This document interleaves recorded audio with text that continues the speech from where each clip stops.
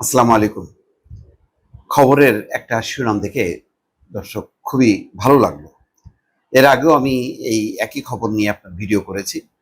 কিন্তু আরো বিস্তারিতভাবে জানলাম যে সেই আ আলোচিত কৃষক আ সোহাগ মৃধা আ যিনি বেগম খালেদা জিয়াকে একটা কালো মানিক গরু উপহার দিতে চেয়েছিলেন।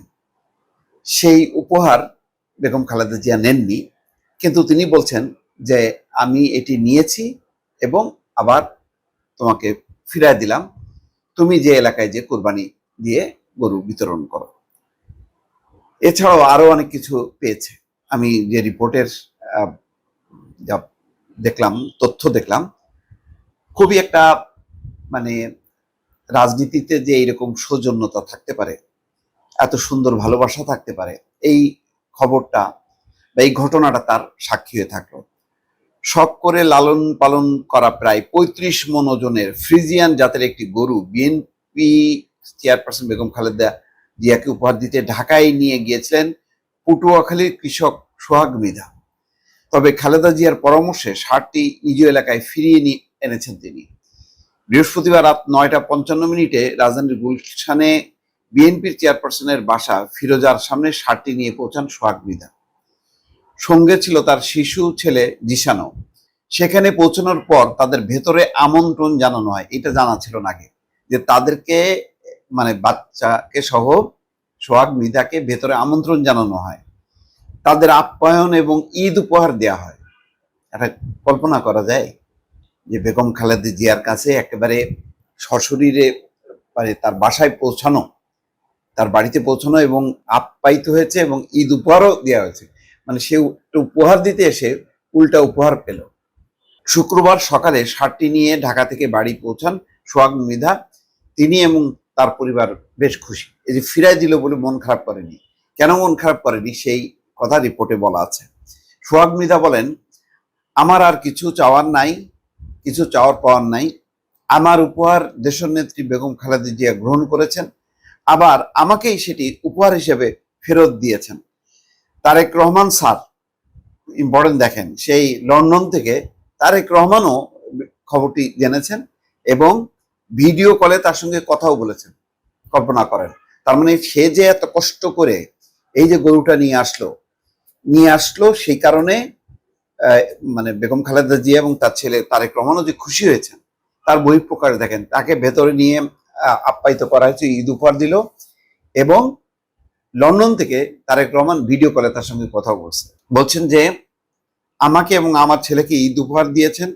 আমি এবং আমার পরিবারের সবাই খুব খুশি হয়েছি। ঈদের পর ষাঁড়টির ব্যাপারে পরিবারের সবাই মিলে সিদ্ধান্ত নেব। বৃহস্পতিবার রাতে বিএনপির চেয়ারপারসনের ব্যক্তিগত চিকিৎসক এজেডএম জাহিদ হোসেন ফিরোজার সামনে উপস্থিত সাংবাদিকদের বলেন, বেগম খালেদা জিয়া উপহার গ্রহণ করেছেন। পরে ম্যাডামের অনুরোধ হচ্ছে এটি উনি নিয়ে গিয়ে ওনার এলাকায় নিজের পছন্দ মতো বা আমাদের দলের নেতা কর্মীদের এবং এলাকার মানুষদের নিয়ে কোরবানি দেন, সেটাতেই ম্যাডাম সবচেয়ে খুশি।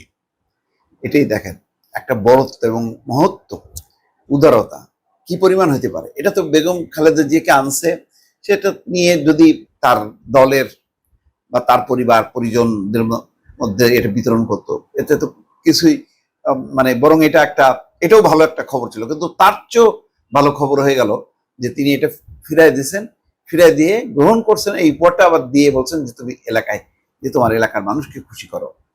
কিন্তু ম্যাডাম বলছেন যে ম্যাডাম এখানে একা আছেন, ফলে এত বড় গরু কুরবানি এখানে সম্ভব না। কিন্তু ম্যাডাম উনার যে মনের আকুতি, অনুভূতি এবং আবেগ সেটাকে গ্রহণ করেছেন। বিএনপির ভারপ্রাপ্ত চেয়ারম্যান তারেক রহমান এই কৃষককে ধন্যবাদ জানিয়েছেন বলেও জানান জাহিদ হোসেন। সোহাগ মৃধার বাড়ি পটুয়াখালীর মির্জাগঞ্জ উপজেলার উত্তর ঝাটিবুনিয়া গ্রামে। তিনি ইউনিয়ন বিএনপির কর্মী।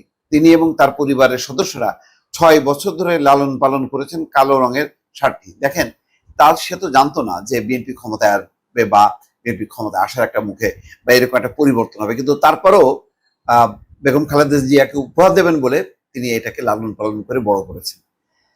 এটির নাম রেখেছেন কালো মানিক। যাক, এটা গতকাল বৃহস্পতিবার সকালে কালো মানিক নিয়ে উপজেলার উত্তর ঝাটিয়া বুনিয়া গ্রাম থেকে ঢাকার উদ্দেশ্যে রওনা হন সোহাগ মৃধা। সাজানো 3টি ট্রাকের একটি ছিল কালো মানিকের জন্য, ষাটটিকে ফুলের মালা পরিয়ে রঙিন কাগজ দিয়ে সাজানো হয়।